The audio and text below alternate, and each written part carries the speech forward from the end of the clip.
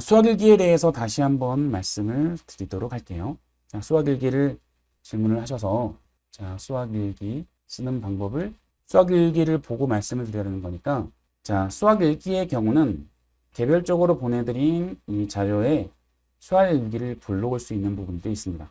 자, 수자리로 한 수다리로 이렇게 제가 만들었는데 귀엽죠? 수학일기는 이 두 부분이에요. 자, 첫 번째 주로 이 부분들을 적어서 한 페이지로 보내주시면 되는데 자, 첫 번째로는 그날 배운 내용들을 간단하게 적어보는 겁니다. 자, 똑같이 적는 게 아니라 적어보는 거예요. 간단하게 정리를 하는 겁니다. 내가 어떤 부분들을 배웠는지 다시 한번 봐달라는 이런 얘기예요. 내가 문제를 풀었기 때문에 난 다 했어가 아니라 내가 어떤 부분들을 잘 알고 어떤 부분들을 다시 복습을 해야 되는지 그런 부분들을 적어보는 거죠. 수학일기에 대한 예시로 자, 하나를 샘플을 올려놨는데 자, 공부를 하면서 필기를 할 때 이런 필기가 절대 나오지 않아요. 다 배운 다음에 다시 한번 제목들만 적어봐도 되고요. 오늘 뭘 배웠는지. 그래서 일단 제일 먼저 해야 되는 것들은 어떤 단원들을 배웠는지, 뭐 어느 정도의 시간이 걸렸는지, 이해도가 얼마인지 요 세 가지이고요. 다음 목표가 있으면 그 목표를 적어봐도 괜찮습니다. 그 다음에 해야 되는 것들은 오른쪽 오늘 배운 내용들을 쭉 한번 정리를 해보는 거예요. 쭉 정리를 합니다. 자, 모든 공식들을 다 유도할 필요는 없고요. 모든 내용들을 다 빠짐없이 적을 필요 없습니다. 오늘 뭘 했는지. 오늘 내가 일기를 적는다라고 생각을 해주시면 되는데 내 일기에 아침에 몇 시에 일어났고 일어나서 양치질을 몇 분 동안 했으며 이런 것들을 다 적지 않잖아요. 그죠? 내가 배운 내용들이 이게 일목요연하게 한눈에 볼 수 있게 이런 얘기들을 하죠. 제가 오늘 출근을 해야 되는데 열쇠를 잃어버렸어요. 그러면 뭘 하는 거냐? 내가 어제 들어와서 열쇠를 어디다 놨지? 이런 부분들을 생각을 해봅니다. 자, 그러면 사고의 연장 활동으로 내가 어제 뭘 했는지에 대한 생각들을 해보면 열쇠를 어디다 넣는지, 내가 어떤 옷을 입었는지, 자, 연계해서 같이 생각이 날 거예요. 그러니까, 자, 간단하게 적어보시고요. 쉽게 느낀 점들을 적어봅니다. 어떤 문제나 어떤 개념들이 특히 쉬웠고 왜 그렇게 느꼈는지를 적어보면 여기서부터 출발을 하는 거예요. 어제 새로 배운 내용들을 위주로 적어주시면 돼요. 수학을 내가 아는 것들에서 살을 붙여나간다라고 생각해 주시면 되겠습니다. 다음, 어려웠던 점들은 다음에 다시 공부를 할 때 한 번 더 봐야 되는 부분들이에요. 그리고 어려운 점들이나 쉬운 점들을 찾기 위해서 나는 오늘 배웠던 것들을 한 번 더 반복을 하는 자, 그런 것들을 기대를 하고 있습니다. 다음, 숫자를 좀 바꿔보면 좋습니다. 내가 배운 것들을 그대로 적는 것보다는 숫자를 딱 한 개만 바꿔보면 돼요. 1을 2로 바꿔보면서 구조가 바뀌게 되는 경우들이 많이 있을 거거든요. 그래서 이런 것들을 숫자를 바꿔서 적어보고 한 문제만. 그리고 숫자가 바꿨을 때 달라지는 점들을 적어봅니다. 숫자를 바꿨을 때 달라지는 점들. 그러니까 숫자를 바꿨을 때 5를 8로 바꿨을 때 정수가 나왔네. 아니면 3길에 없어져서 자, 이런 부분들을 적어보면서 문제에 대한 개념들에 대한 이해가 좀 더 깊어지는 거고 특히 선생님들 같은 경우는 이 부분들을 보면 이 친구가 이해를 했는지 이해를 하지 못했는지가 좀 더 분명하게 보여요. 딱 보입니다. 이 숫자를 바꾸는데 뭐가 달라졌는지를 설명하지 못하면. 그러니까 정확하게 개념을 이해하지 못한 친구들이 숫자를 바꿨을 때 성립하지 않게 되는 경우들이 있어요.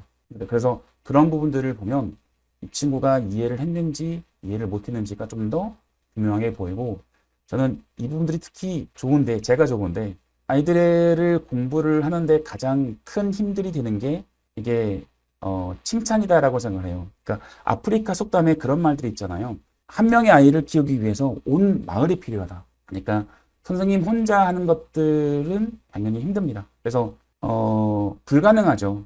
그래서 부모님들이랑 같이 이것들을 아이들을 케어하기를 바라고 그때 아이들이 어떤 부분들을 잘했는지 칭찬만 잘해줘도 아이들은 쑥쑥 커나가는 경우들이 많거든요.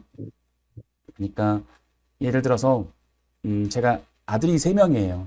첫째는 중학생이고 둘째, 셋째는 아직 어려요. 둘째, 셋째는 이제 6살, 7살인데 7살짜리가 작년에 6살 때 덧셈을 막 배워서 저한테 이제 역으로 물어옵니다. 2 더하기 3이 얼마야? 그러면 제가 5라고 대답을 하고 제가 또 물어봐요. 5 더하기 3이 얼마야? 라고 물어보면 이 친구가 뭐 6 이렇게 얘기를 해요. 5 더하기 3이면 당연히 8이죠. 근데 6이라고 얘기를 했을 때 그냥 무조건 잘했다라고 얘기를 했어요. 이게 틀린 것들이 중요하지 않으니까. 그러면 이 친구는 다음에 또 할 수 있는 그런 에너지가 생깁니다.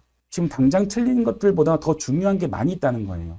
그래서 뭐 칭찬들이 아이들이 더 노력할 수 있는 그런 힘들이나 계기가 될 수 있다라고 보는데, 그거는 나이가 좀 더 들어서 중학생이 돼도 고등학생이 돼도 마찬가지예요.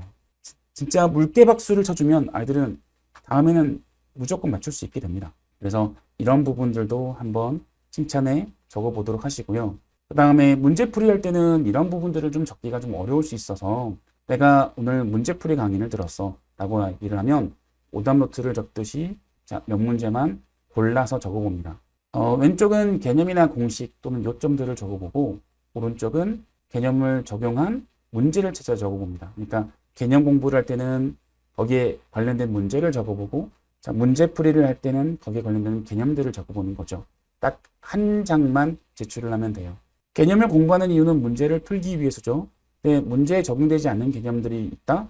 내가 이 개념들을 공부를 했는데 이걸 언제 어떻게 쓸지 모르겠다라고 하면 그건 공부를 하지 않는 것과 크게 다르지 않기 때문에 찾아보는 겁니다.